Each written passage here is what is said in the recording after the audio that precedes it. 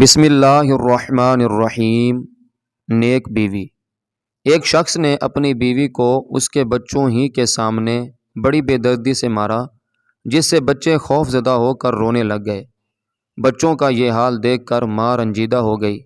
جیسے ہی اس کے شوہر نے اس کے چہرے پر مارا تو روتے ہوئے کہنے لگی، میں بچوں کی وجہ سے رو رہی ہوں۔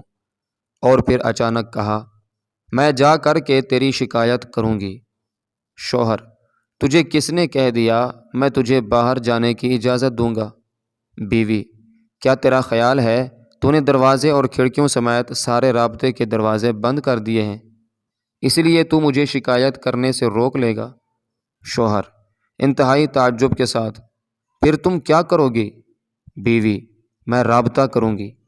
شوہر: تیرے سارے موبائل میرے پاس ہیں، اب جو تو چاہے کر۔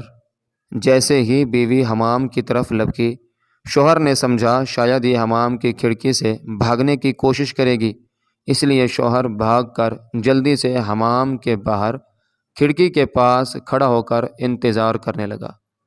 جب شوہر نے دیکھا کہ یہ عورت نکلنے کی بالکل کوشش نہیں کر رہی ہے تو وہ واپس اندر آیا اور حمام کے دروازے کے پاس آ کر کھڑا اس کے نکلنے کا انتظار کرنے لگا۔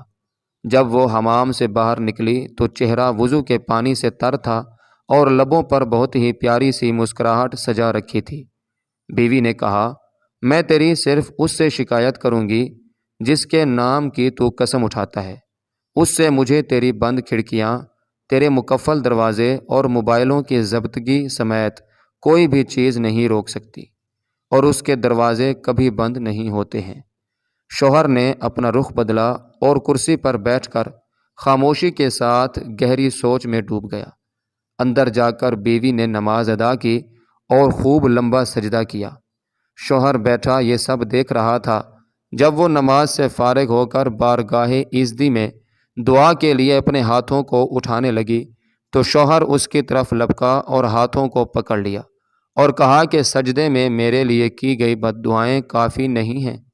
عورت نے پرسوز لہجے میں کہا کہ تیرا خیال ہے کہ میں اس سب کے بعد بھی جو تو نے میرے ساتھ کیا ہے اتنی جلدی اپنے ہاتھ نیچے کر لوں گی؟ شوہر: باخدا یہ سب مجھ سے غصے میں ہوا ہے، میں نے قصدن نہیں کیا۔ بیوی: اسی لیے میں تیرے لیے تھوڑی دعا پر اکتفا نہیں کر سکتی، بد دعائیں تو میں شیطان کے لیے کر رہی تھی جس نے تجھے غصہ دلایا۔ میں اتنی احمق نہیں ہوں کہ اپنے شوہر اور شریک حیات کے لیے بد دعا کروں۔ یہ سن کر شوہر کی آنکھوں سے آنسوؤں کی دھار لگ گئی اور اس نے بیوی کے ہاتھ کو بوسہ دیتے ہوئے کہا، میں آج آپ سے وعدہ کرتا ہوں کبھی بھی آپ کو برائی کے ارادے سے ٹچ تک نہیں کروں گا۔